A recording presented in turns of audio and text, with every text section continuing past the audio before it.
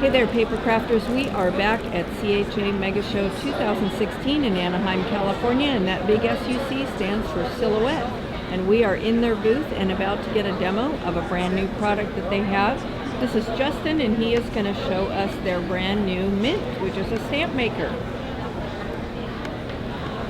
So what you'll want to start out with, first thing you'll want to do is here in the software, you'll want to find the type of size of stamp that you're going to use, and you can kind of see this one says 15 by 60.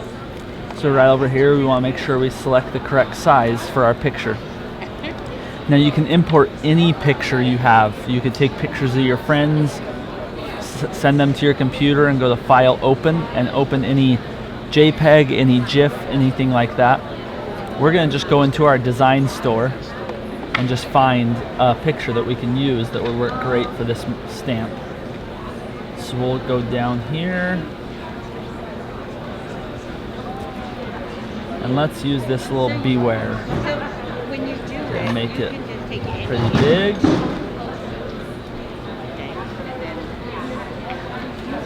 So that one big doesn't look so great, so let's grab a different one really quick. We're a little behind. We scroll down. And is this, then you can use any of the images that are in the design studio that people have been using for the Cameo? That's correct. Okay. So if we use this camp, is this one a picture also? Sorry about this, trying to find the correct It's okay. one. Same thing will happen to people when they first get it, so they learn. Let's say we decide to use this branch. As you see, it's going to come in really, really large. So we're going to have to go down and shrink the size of it.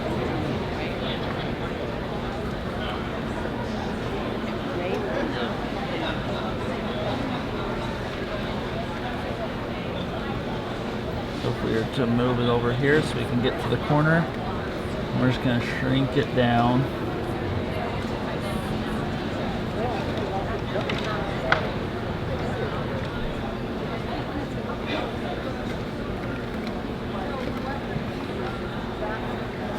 Move it over here.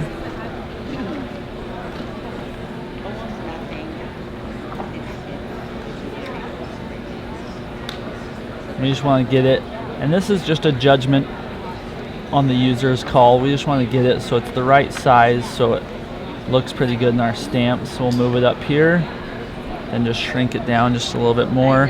Maybe make it a little bit longer so you have some branches. This is the stamp we'll use that looks like a little branch with some fallen leaves.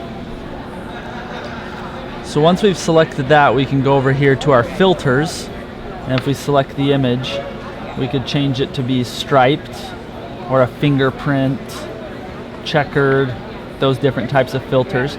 If you're ever using a picture of a person, you'll want to click on realistic, and that way it'll give them the proper lighting how it is in the picture so it looks correct in the stamp. We're just going to go ahead and click standard here for this one. And then once we've done that, we're going to get ready to send it over to our Mint to create the stamp. Over here it's got the instructions. It says step 1, check your filters. We just did that. We went with standard. Step 2, we select start Mint. Once this light starts flashing on top, you know it's ready for it to be sent in to cut out. So we'll go ahead and pull this out, and you just load it in here until you feel it grab onto the stamp itself, and then we'll start creating that stamp for you. And the stamp material is rubber, is that correct? That is correct. Okay, and is it heat then that it's using to make the shape or the design? It is. In here it's doing shocking it with heat, and what you'll see when it comes out is the actual stamp part will be a little bit raised. Okay. And that's what will make it, once it shocks it, makes it so it will soak in the ink that we need to use to work as a stamp. Okay. While we're waiting for that, in the meantime, you can take this. They come with little labels so that you can put a sticker on the top and label. And then when you're storing them, you're not having to open up each one to see what's inside. You'll stamp this label so you know exactly what's inside of it. Okay, great. It's just about finished here. Coming out the other side. So as you can see, it's created our branch with the little fallen leaves off. Okay. And so what you'll do at that point is you're going to break it right along that dotted line, and you'll just peel the rubber part out. It'll break plastic, you'll peel that off, and peel off the plastic. And that gives us our rubber stamp. Okay.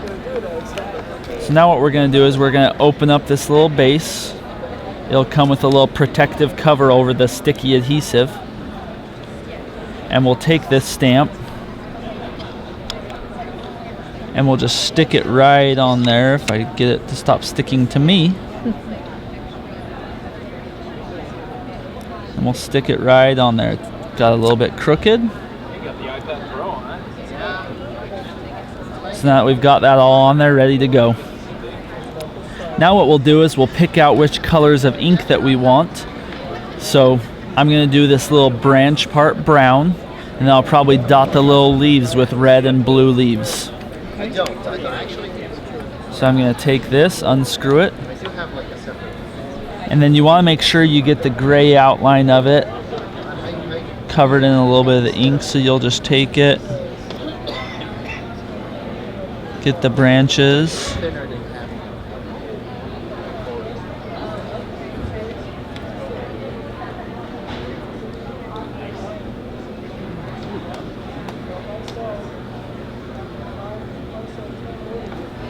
and then while we let those soak in for a little bit, because we don't want them to run together necessarily, sometimes it actually looks pretty cool with a little bit of brown mixed into the leaves.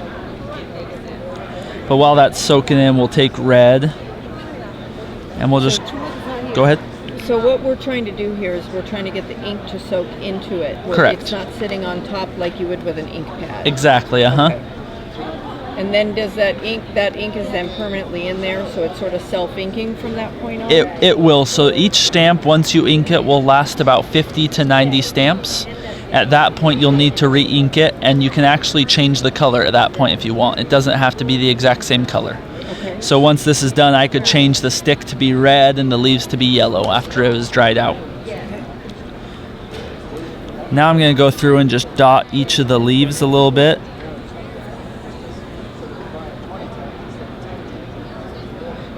And we'll make some red leaves.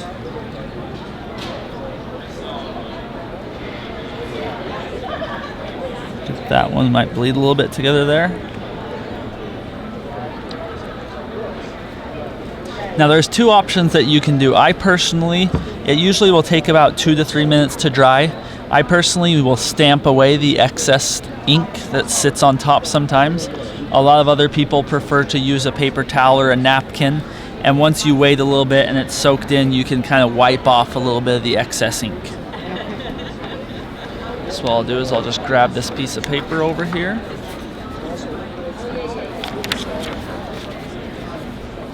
And also these will come with a base.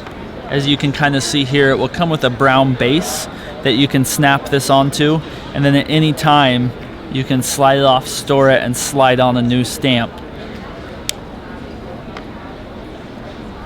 And the bases, I'm assuming, come in different sizes? They shapes? do. Yeah. So we have 7 different sizes of these stamps. So our squares, we have a 15 by 15 is a really little small one. It's about this size. Okay. Then we have 30 by 30, 45 by 45.